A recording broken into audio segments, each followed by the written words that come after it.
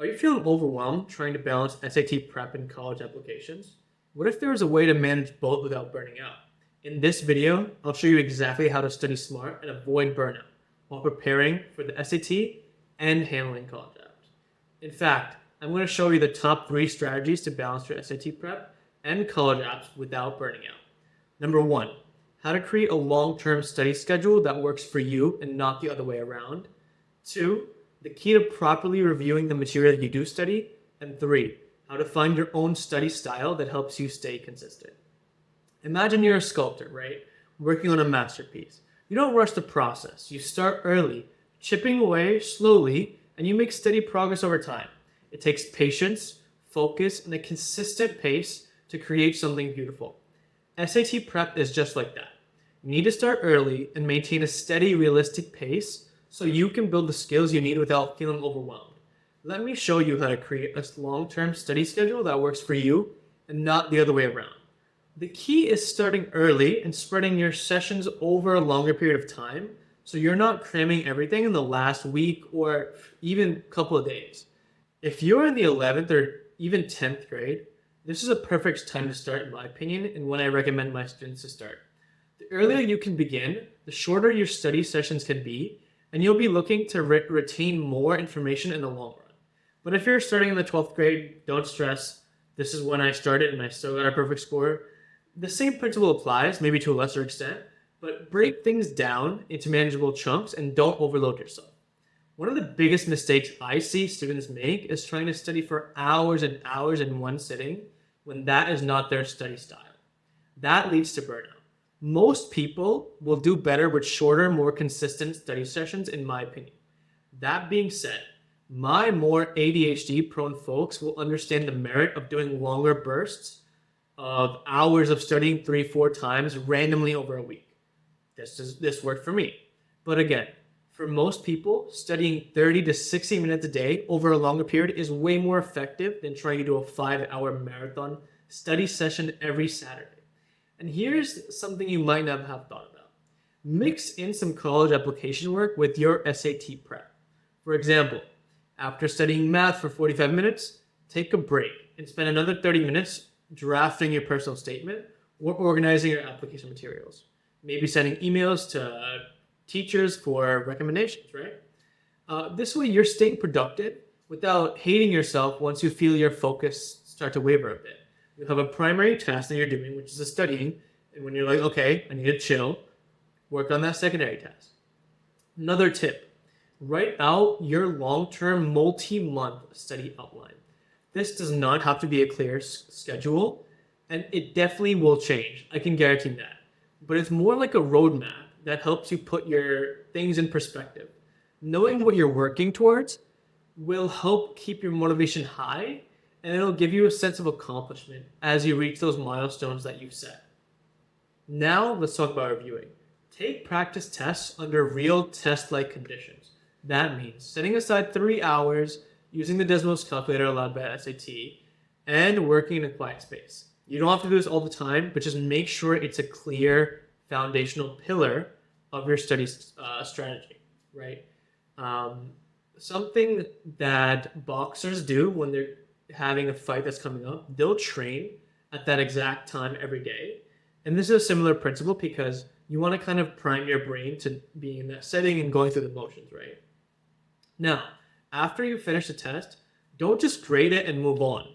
After you're done, go through your mistakes like you're a tutor grading the exam or a doctor looking at your patient's labs. Look at exactly what you're getting wrong and why you're getting it wrong, right? This deep analysis is where the real learning occurs. You will learn something by just, ripping through thousands upon thousands of questions.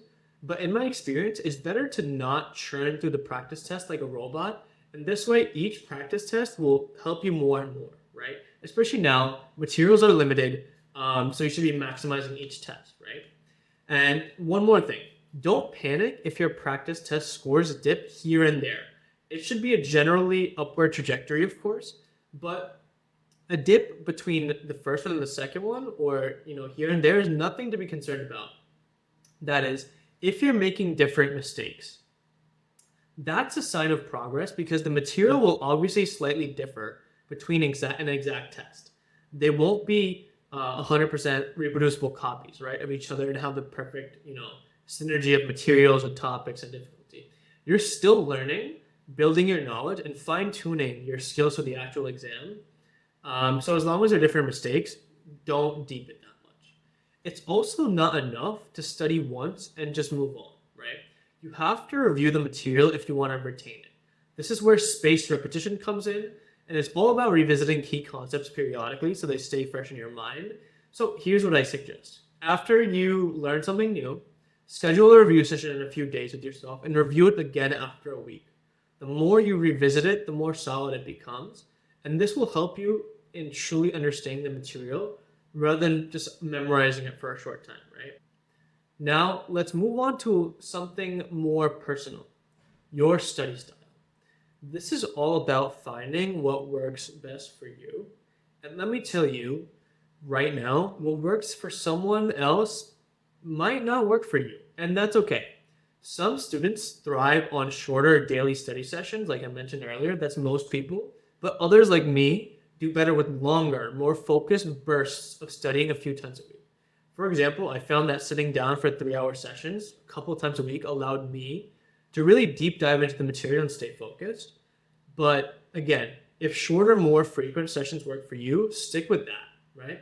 And don't feel pressured to adopt popular techniques just because people are talking about them.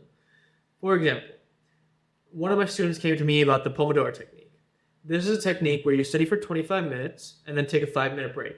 This works for some people, but didn't fit my style or my student's style. And he was forcing himself to do it that way. And when I asked him why, he said, "Oh, people say it works better." And I asked, "Does it work for you?" And he said, "No." There's your answer, right? So the goal is consistency and sustainability. So we focus on what helps us stay on track without burning out. Now I know one of the biggest challenges with the SAT is juggling both prep and college apps, especially in that 12th grade time, right? It can feel overwhelming, but the good news is you don't have to do it all at once. What I recommend is by using a priority system, right? So focus on the most critical tasks first. For example, if your SAT test date is coming up, this should be your priority. And once you've knocked out your daily or weekly study session, you can shift your attention to college apps. I suggest making a realistic weekly schedule that includes time for both, and break your task down into smaller pieces so you don't feel like you're buried under a mountain of work, right? For example, spend one day working on your essay and another day working on SAT reading. This way you're alternating between the two without feeling overwhelmed. And number one strategy, actually most people ignore and don't really think about that much, is finding like-minded people who have similar goals. Like whether it's your friends, classmates, or even an online group, connecting people on the same boat as you can help you stay motivated. So this is what I want you to remember. You are the 5 people you talk to the most. So you're the average of them, right? So make sure you're surrounding yourself with people who lift you up and are as ambitious as you. If you're saying you're a goal scorer in front of your friends and they're like, "Damn, you're a genius," maybe that tells you that you should be trying to connect outside of your main friend group about people who have similar strategies to you, right? You never want to be the biggest guy in the gym. It's kind of like what I'd like to say, right?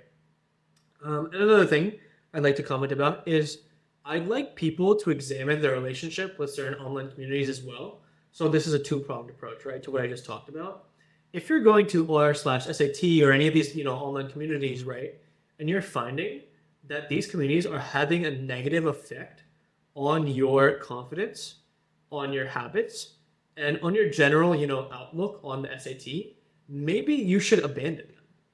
Communities won't always be uplifting, and that's okay. Sometimes they need to give you a shock value just to, make you think you need to aim higher. But overall, it should be a positive impact. See if they're having a negative impact. It's time for you to re-examine your relationship with that community.